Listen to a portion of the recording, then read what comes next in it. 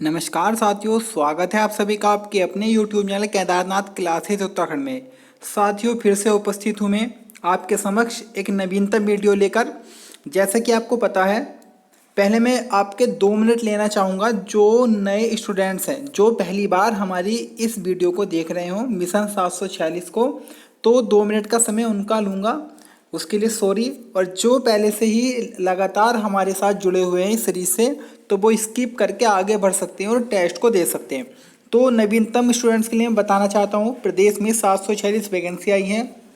अमीन, कर संग्रहकर्ता और आपकी सर्वे लेखपाल और कनिष्ठ सहायक की। तो उसका हमने एक बैच चलाया है, बिल्कुल अच्छा बैच है। और कल हमने एक वीडियो बनाई थी जिसमें पवार वंश के 30 क्वेश्चन का टेस्ट हुआ था। उस वीडियो का लिंक आपको डिस्क्रिप्शन में मिल जाएगा। साथ ही साथ आप हमारे साथ अगर व्हाट्सएप पर जुड़ना चाहते हैं तो उसका लिंक भी आपको डिस्क्रिप्शन में मिलेगा। और आपको अगर PDF चाहिए इन टेस्टों की तो आपको टेलीग्राम पे मिल जाएंगी। और फिर से मैं बता दूं, हमने बैच चलाया है 746 वैकेंसी के लिए। सिक्योर बैच होगा, सारी चीज़ आपको मिलेगी। क्या है उस भर्ती की रणनीति, उसकी वीडियो भी आपको डिस्क्रिप्शन में जाकर मिल जाएगी। अगर आपको नहीं पता तो किसी अपने साथी से मालूम कर लेंगे डिस्क्रिप्शन में कहाँ से जाया जाता है, तो सारी चीज़ आपको मिल जाएगी। अब हम क्या करते हैं, तैयारी चल रही है हमारी। जैसे अनुभवी जो पहले से कुछ बच्चे पढ़ चुके हैं, उन्हें लगभग 2 से 3 साल हो गए पढ़ते पढ़ते, उनके लिए मुख्यतः टेस्ट वाली वीडियो उन्हीं के लिए है। बाकी जो न्यू स्टूडेंट्स हैं उनके लिए अदर वीडियो भी है। तो जैसे कि हमने पवार वंश का टेस्ट ले रखा है और इससे पहले हम कल एक टेस्ट ले चुके हैं, उसके बाद में दूसरा टेस्ट आज है और तीसरा टेस्ट कल होगा। तो पवार राजवंश के हम 3 टेस्ट लेंगे और बहुत ही अच्छे अच्छे क्वेश्चन होंगे। डेली 30 क्वेश्चन का टेस्ट होता है। उसके बाद में आपके कितने मार्क्स आए वो आपको कमेंट बॉक्स में बताने हैं अपनी ईमानदारी के साथ, क्योंकि अगर चीटिंग करोगे तो कुछ नहीं होगा, आपका नंबर नहीं आने वाला। ईमानदारी से बताए 10, 5, 20, 25 जो भी आपके नंबर आ रहे हो। पिछली बार अगर हम बात करें तो अमित, पवन और महेंद्र, विनीत, अंजू, आयुष, बहुत अच्छे नंबर आए थे इनके। और ये कोई गुज्जर करके थे, मेला फिल्म वाले गुज्जर नहीं, कोई दूसरे हमारे भाई, तो इनके बहुत अच्छे नंबर आए थे, इन्होंने कमेंट्स किया था। तो इसी प्रकार से आपको भी कमेंट्स करके बताना है कि आपके कितने मार्क्स आ रहे हैं। और साथ ही साथ अगर आपको वीडियो अच्छी लगती है तो चैनल को सब्सक्राइब कर ले और वीडियो को शेयर कर दे अपने भी फ्रेंड्स के साथ। चलिए टाइम खराब ना करते हुए आगे बढ़ते हैं। तो हमारा ये पहला क्वेश्चन है, ये फिर से आप एक बार देख लें कि पवार राजवंश का टेस्ट है हमारा, और कनिष्ठ सहायक, अमीन, लेखपाल और कर संग्रहकर्ता के लिए मिशन 746 करके हमारी टेस्ट सीरीज है। इससे संबंधित सारी वीडियो आपको मिशन 746 करके प्लेलिस्ट है हमारे केदारनाथ क्लासेस उत्तराखंड पर, वहाँ से आपको सारी वीडियो क्रम वाइज मिल जाएंगी। आपको देखना है मिशन 746 करके प्लेलिस्ट में है। चलिए पहला क्वेश्चन है, किस पवार राजा ने भूलवश कुछ नागा साधुओं की हत्या कर दी थी? तो प्रश्न का सही उत्तर होगा ऑप्शन बी, महीपति शाह ने भूलवश कुछ नागा साधुओं की हत्या कर दी थी, जिसका पश्चाताप चुकाने के लिए इन्हें अपने प्राणों तक का त्याग करना पड़ गया था। चलिए क्वेश्चन नंबर 2 की तरफ बढ़ते हैं। क्वेश्चन नंबर 2 है, देहरादून में कर्णपुर या कर्णपुर नगर किसने बसाया था? तो बड़ा इजी क्वेश्चन है और एग्जाम के लिए बहुत इंपॉर्टेंट है। तो इसको बसाया था रानी कर्णावती ने। रानी कर्णावती जी की बात करें तो ये महीपति शाह की पत्नी थी और पृथ्वीपति शाह की संरक्षिका का काम किया था, अर्थात उनका संरक्षण का काम किया था। और इन्हें ही नक्कटी रानी या नाक काटने वाली रानी कहा जाता है। क्यों कहा जाता है? बड़ा इजी है, सबको मालूम होगा कि शाहजहाँ का एक सेनापति नवाजिद खां आया था तो उनके नाक कान इन्होंने काट दिए थे। चलिए प्रश्न नंबर 3 है, फतेह प्रकाश ग्रंथ का संपादन किसने किया था? तो प्रश्न का सही उत्तर होगा ऑप्शन सी, ठाकुर सूरवीर सिंह। ये क्वेश्चन बड़ा कंफ्यूजन करने वाला है। अगर क्वेश्चन साथियों ये आए फतेह प्रकाश ग्रंथ के लेखक कौन थे, तो ऑप्शन ए आएगा श्री जटाधर। लेकिन अगर क्वेश्चन ये आए फतेह प्रकाश का संपादन किसने किया था, तो ठाकुर सूरवीर के द्वारा किया गया था। बढ़ते हैं क्वेश्चन नंबर 4 की तरफ। क्वेश्चन नंबर 4 है, जयकृत शाह द्वारा ये सिखों को दिया जाने वाला राखी कर उपज का कितना भाग होता था? तो ये राखी कर होता था उपज का पांचवा भाग। अगर हम यहाँ से क्वेश्चन बनाए तो एक क्वेश्चन और बन सकता है कि राखी कर कौन सा राजा पवार वंश का देता था? जयद्रथ शाह। और किसे देता था? सिखों को। इन सिखों के आक्रमण से बचने के लिए जयद्रथ शाह सिखों को राखी कर के रूप में देता था, जो होता था उपज का पांचवा भाग। क्वेश्चन नंबर 5 की तरफ बढ़ते हैं। पवार वंश का पहला साक्ष्य किस अभिलेख से मिला था? तो पवार वंश का पहला साक्ष्य मिला था देवप्रयाग के अभिलेख से। ऑप्शन ए बिल्कुल सही होगा। देवप्रयाग के अभिलेख की बात करें तो जगतपाल का ये अभिलेख था 1455 ईस्वी का। और क्वेश्चन एक ये भी बनता है कि सबसे पहले अभिलेख के साक्ष्य किस पवार राजा के कार्यकाल से मिले? तो जगतपाल के कार्यकाल से ही मिले थे। क्वेश्चन नंबर 6 की तरफ बढ़ते हैं।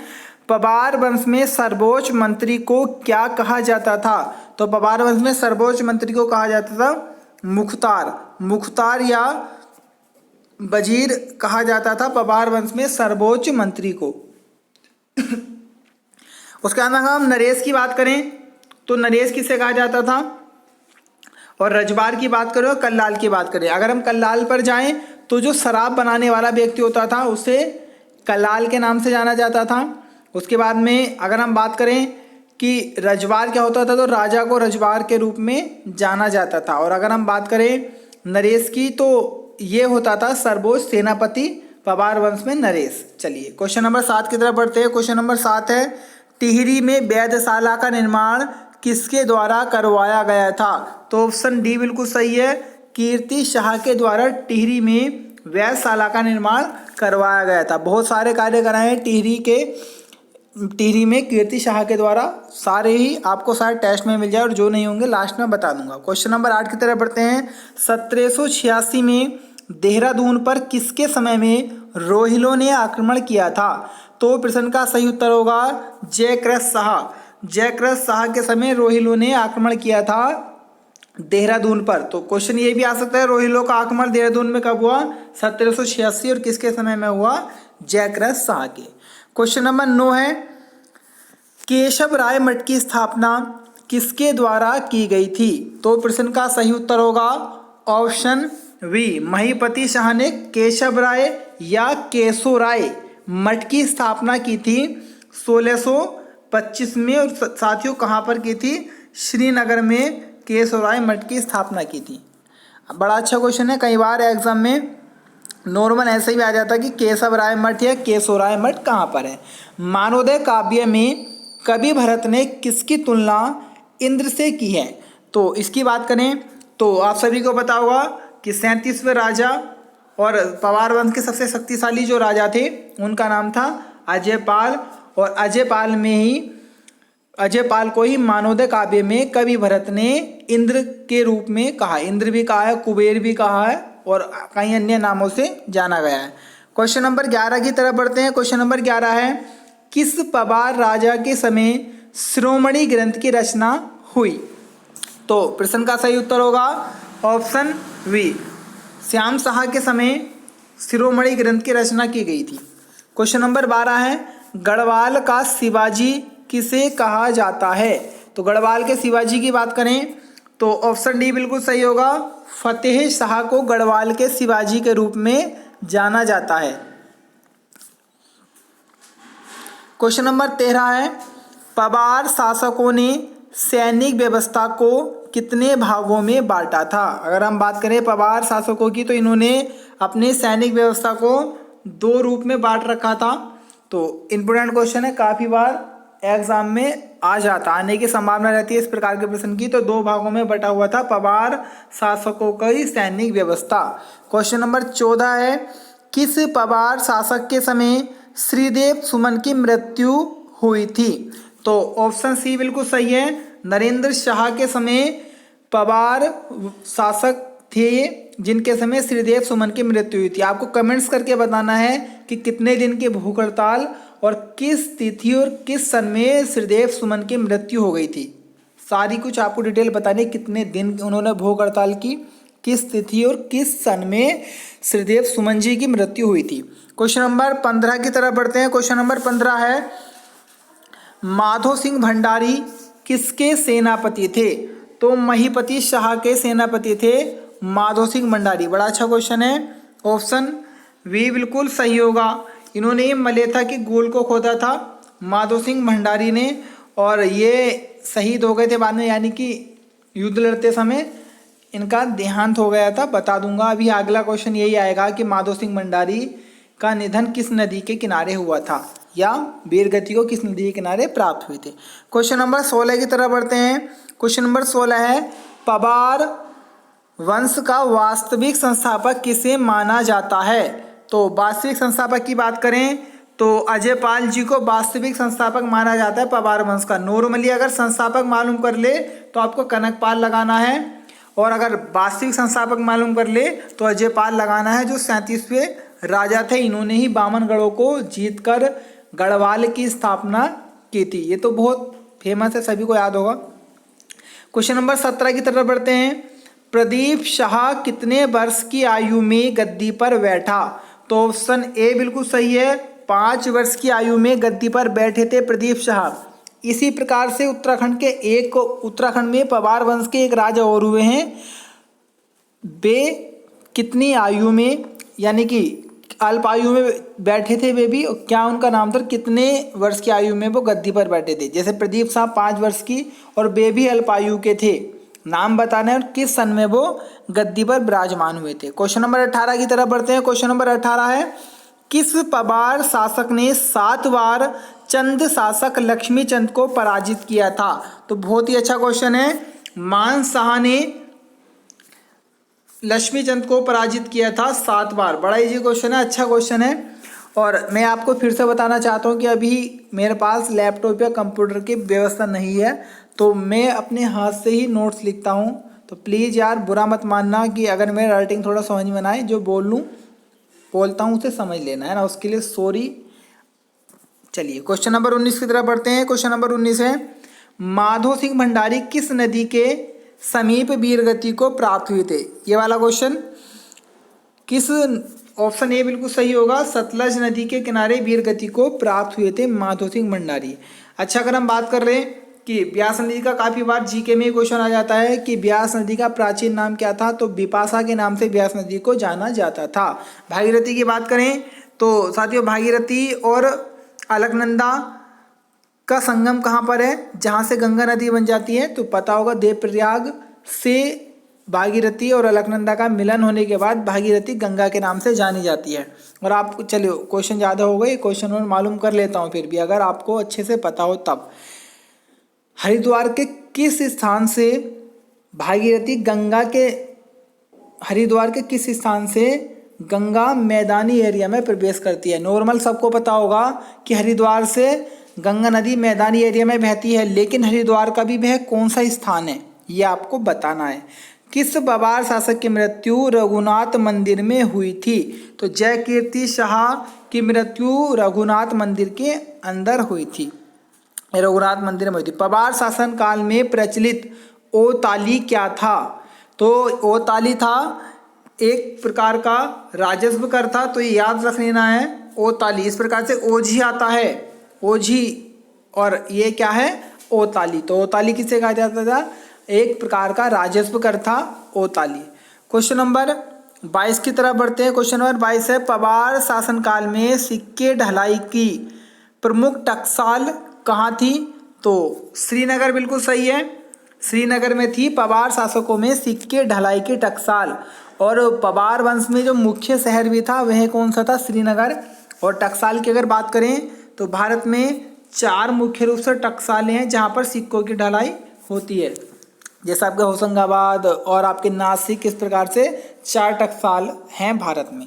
क्वेश्चन नंबर 23 है, पवार शासनकाल में ब्राह्मणों एवं राजपूतों के मध्य कौन सी विवाह पद्धति थी। तो ऑप्शन ए बिल्कुल सही होगा, ब्रह्म विवाह पद्धति थी ब्राह्मणों एवं राजपूतों के मध्य। अगर हम भारत के इतिहास में बात करें तो 8 प्रकार के विवाह मिलते हैं भारत के इतिहास में, जैसे असुर विवाह, राक्षस विवाह, आपका पेशाच विवाह, आर्य विवाह, और जैसे गंधर्व विवाह आजकल बहुत ज़्यादा फेमस है, यानी कि लव मैरिड। पहले जो लव मैरिड होती थी तो वह गंधर्व विवाह के अंतर्गत आती थी। लास्ट टाइम 2015 के एसएससी के एग्जाम में मालूम किया गया क्वेश्चन था कि प्राचीन काल में प्रेम विवाह को किस नाम से जाना जाता था? तो गंधर्व विवाह के नाम से। जैसे असुर विवाह, राक्षस विवाह की लड़कियों को किडनैप किया और उससे शादी कर ली, कुछ इस प्रकार के विवाह थे कि सोती हुई लड़की से विवाह कर लिया। तो 8 प्रकार के विवाह थे, लेकिन जो 4 प्रसिद्ध थे वो ये थे भारत में: ब्रह्म विवाह, आर्य विवाह, पैशाच विवाह और गंधर्व विवाह। क्वेश्चन नंबर 24 की तरफ बढ़ते हैं। क्वेश्चन नंबर 24 है, टिहरी की जनता के लिए बिजली उपलब्ध कराने वाला शासक कौन था? तो ऑप्शन सी बिल्कुल सही है, कीर्ति शाह ने टिहरी की जनता के लिए बिजली उपलब्ध कराई थी। क्वेश्चन नंबर 25 है, पवार वंश का 43वां राजा कौन था? तो पवार वंश का 43वां राजा था बलभद्र शाह। इस प्रकार से क्वेश्चन आ जाते हैं। लास्ट टाइम 28 अक्टूबर के एग्जाम में इस प्रकार का क्वेश्चन आया था कि पवार वंश के 55वें राजा कौन थे। क्वेश्चन नंबर 26 है, जोशियाड़ी कांड किसके शासनकाल में हुआ था? तो जोशियाड़ी कांड की अगर हम बात करें तो जयकृत शाह के शासनकाल में ये हुआ था। और कैसे हुआ था? हर्षदेव जोशी ने आक्रमण किया था उस समय गढ़वाल पर, और बहुत ही पैसा धन लूट कर ले गया था आपका हर्षदेव जोशी। तो जोशियाड़ी कांड उसे ही कहा जाता है। क्वेश्चन नंबर 27 है, कलाविदों का शिरोमणि किसे कहा जाता है? तो ऑप्शन सी बिल्कुल सही होगा, सुदर्शन शाह को कलाविदों का शिरोमणि कहा जाता है। तो ऑप्शन सी सही है, ऑप्शन सी। क्वेश्चन नंबर 28 है, सुदर्शन शाह जो कि एक कविता थी किसके द्वारा लिखी गई थी? तो प्रश्न का सही उत्तर होगा ऑप्शन बी, मौलाराम के द्वारा सुदर्शन शाह लिखी गई थी। एक इसी प्रकार से आ जाती है एग्जाम में जो कन्फ्यूजन करती है, सुदर्शनोदय, इस प्रकार से लिखा होगा आपको सुदर्शनोदय। सुदर्शनोदय ये किसकी है? ये है कुमुदानंद। ये किसकी है? कुमुदानंद। तो दोनों को आपको नोट करके चलना है। जो क्वेश्चन मैं बताता हूँ ना उसे एक्शन नोट कर लिया करो जो आपसे नहीं आता। जैसे सुदर्शन दर्शन आ जाए कविता तो मौलाराम की, और सुदर्शनोदय आ जाए तो कुमुदानंद की। कन्फ्यूजन होता है काफ़ी बार। क्वेश्चन नंबर 29 है, पवार राजवंश का चरित्रहीन राजकुमार किसे कहा गया है? तो ऑप्शन बी बिल्कुल सही होगा, पराक्रम शाह को पवार वंश का चरित्रहीन राजकुमार कहा गया है। क्वेश्चन नंबर 30 है, कौन सा पवार शासक निसंतान था? तो श्याम शाह निसंतान थे, पवार वंश के शासक थे, और यही कारण था कि जब इनका देहांत हुआ तो जो अगले राजा बने वह इनके चाचा महीपति शाह जी को बनाया गया था। तो साथियों कैसी लगी आपको वीडियो प्लीज़ कमेंट्स करके बताएं, और थोड़ा रिस्पॉन्स है तभी मुझे अच्छा लगता है। और हमारे चैनल केदारनाथ क्लासेस उत्तराखंड को सब्सक्राइब करना ना भूलिएगा। तैयारी करते रहें, आगे बढ़ते रहें, और मैं आशा करता हूँ आपकी गवर्नमेंट जॉब लगने का सपना जरूर पूरा हो। धन्यवाद।